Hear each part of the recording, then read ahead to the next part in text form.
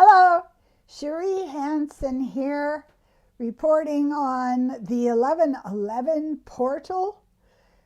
1111 is an indication the doors are open, the opportunity is there, the train is in the station, the horse is saddled up, the highway is cleared and snow plowed, and it's up to us to step through the door from the dark, small place we've been living.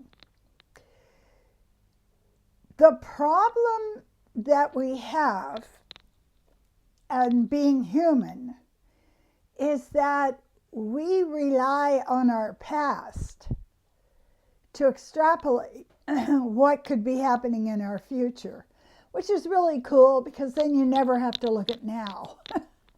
I don't know where now is. I don't know where now is. The problem with memory is it doesn't work. They know for sure that from their experiences of taking eyewitness statements from accidents, that every person that witnessed the accident has a different version, has a different reality. You know, some are living in the land of the noir and everything is dark, and other people are oblivious and numbed out. They didn't see anything. And so we face the problem of our prejudice about an experience that is happening to us. That's one problem. Another problem is that from the time an event occurs to the time that your brain and your body register the event, there's a space. Guess what you do in that space? You're busily editing it.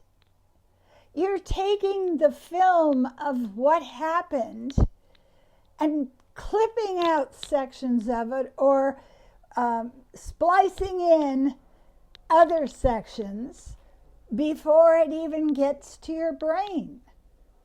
And so traditionally, back in the day, we were always taught that our memories were accurate because there was so little understanding of how the brain worked and how the personality works and how our predilections work, that we didn't understand that it's like being in some kind of a magical library. You store a memory, it's hardbound, you put it over in that shelf, but it's already been edited. It's already far from what really happened.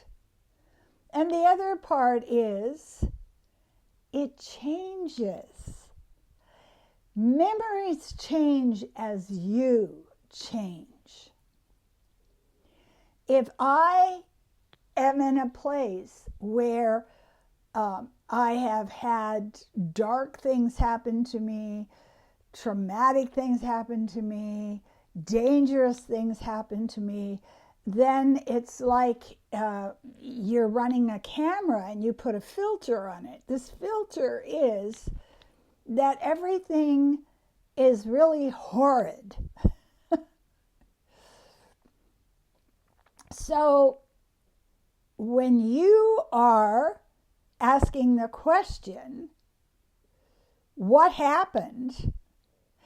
We have to be more sophisticated. I think of yourself as Dorothy Parker.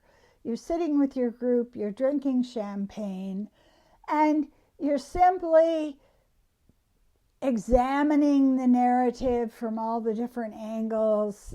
You don't trust others' versions. You don't even trust the version that you have had. So how do you approach it? Well, you approach it with a sense of play, with a sense of graceful, sardonic sarcastic dismissal. Did this happen to me? I don't know. My brain was busy editing it. And the worst part is, for me, my brain was busy editing, taking out whole clips and throwing them away. It's gone. And so I go into my memory shelf to take that hardbound narrative down, and it's now changed. I've learned something more about myself and the world and physics. And so as it's sitting on the shelf, it is protean, shifting, taking different forms. So we have to be very careful about surety. We have to be very careful about trusting what the world is telling us is happening. Because I know for a fact, when I look back over my life, when I replay through the filter of all my prejudice and my paradigm and my filter, all that stuff, when I replay that, if I get far enough away from it, if I am back 5 years or 10 years or 15 years, the story shifts. I can say to myself, oh, well, I really grew from that experience. I learned so much. I became so much wiser. Or I can say to myself, oh my God, it was more horrible than any human being has ever had to endure. Because you always know you're making a mistake when you're making yourself a spectacular victim of anything. Nobody has had it as bad as I've had it, that kind of thing. Right away, you know that you're just taking a black soaked India ink brush and just wiping out everything that's happened to you with this darkness. So there is a difficulty with memory. Memories I can trust are laying on the floor in my living room with the sun on me and my cat Blondie next to me spread out, purring away. I can trust that memory. I can trust the memory of sitting in the library and reading a book with the high windows above me letting in light, like a cathedral, like being in a cathedral. I trust the memory of discovering Henri Bergson and the relativity of time. I mean, the beauty of those moments, the intensity of those small moments are moments I trust. They've not been highly edited to make them into something other than what they were. And when we're sitting in the now, we can make a pledge to ourselves to go after the memory of now. I'm going to tell you one of the things that I have really enjoyed is I've learned to slow the hell down. When I am about to eat a meal, I look at the meal and I think, I'm going to taste this.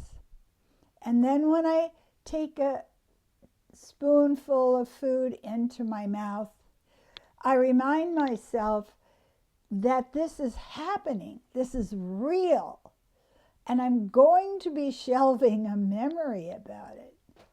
Oh, I say to myself, this is so good. A matcha tea. I stop and I really enjoy the 3 or 4 flavors that are hitting me.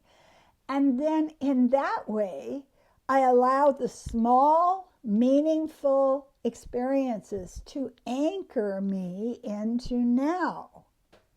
And I don't need to worry about, is this true or is this not true? It's anchored in the senses. I feel a breeze coming in my window. Oh, it feels so good on me.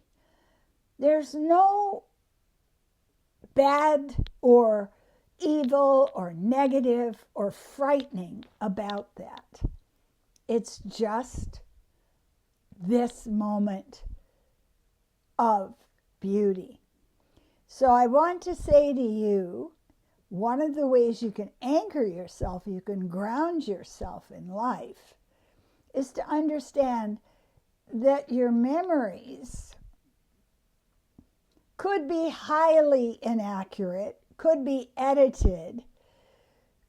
You have ripped pages out to make it fit a narrative you have. Say, for instance, I'm a failure, I never get anything right. Let me just rip out all the pages of my successes. Let me just rip out all the times that people have shown me love for no reason. The best kind of love. The best kind of love. And so we purposefully, we very, very clearly are motivated toward being right now. I want to thank everyone who's watching my videos, and I'd ask you to please make a comment, thumbs up. Comments and thumbs up really drive the videos up higher, so they pop up above the surface of the water. Oh, look, there, it's a dolphin. No, it's a YouTube channel. And I would say to you, as we go through the day, instead of plotting and acting like a tugboat and pulling all of the crap from our past lives into the new life that we're stepping into, just cut the raft off. Just cut it off. Just start over. Just begin your story today and from now on. And be so focused on what is happening right now, because it's so exquisitely beautiful, and what a gift. If you would like a coaching session, if you would like a psychic reading, you'd like to communicate with my channel and find out things, it's really good. It surprises me. I don't know where this stuff comes from. It's just like, what? And I want to thank you. Thank you for taking the time to look at this video. And I will end with my deep appreciation for your kindness. I appreciate you.